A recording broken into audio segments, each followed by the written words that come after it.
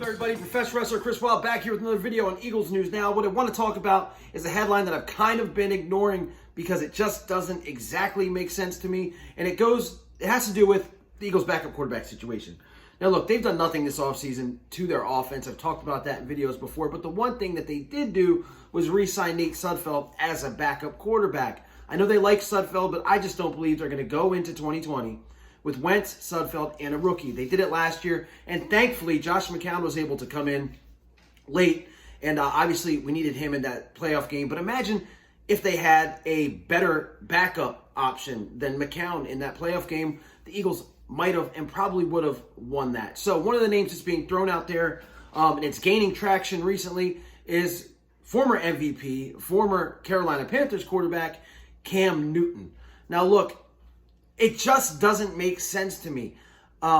Let's look at his viewpoint here. I'm sure Cam is not ready to think of himself as a backup. Yes, he's 30 years old. Last year, he only played 2 games, went out with a foot injury. The year before that, he went out with a shoulder injury. So I understand that there are injury concerns. The Panthers released him because they couldn't find a suitor to trade for him. They tried to trade him to the Bears. Of course, the Bears went with Nick Foles. They tried to trade him to the Colts. Of course, the Colts went with Phillip Rivers. And apparently the New England Patriots want no part of Cam Newton.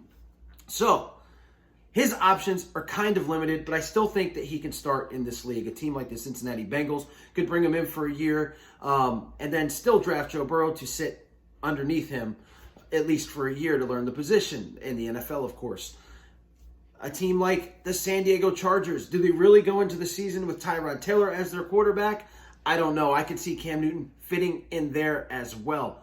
However, there are links, of course, listening to Fox Sports News and reading a couple articles. There are links between him and the Eagles and the Steelers, but this is an Eagles channel, not a Steelers channel, so I'll talk about the Eagles here.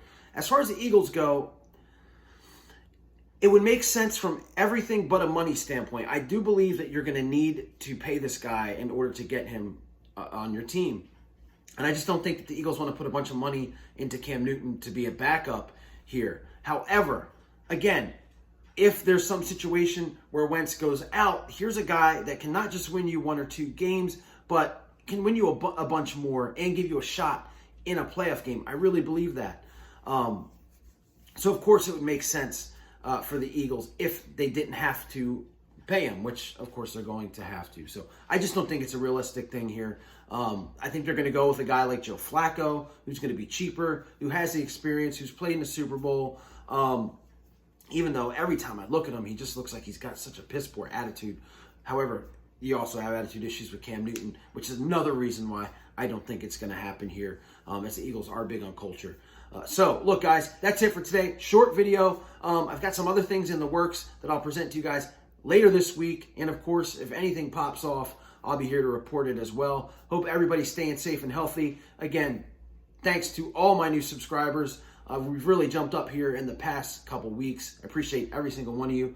Like, share, and subscribe. Be safe and healthy, and go Birds. I'll see you later.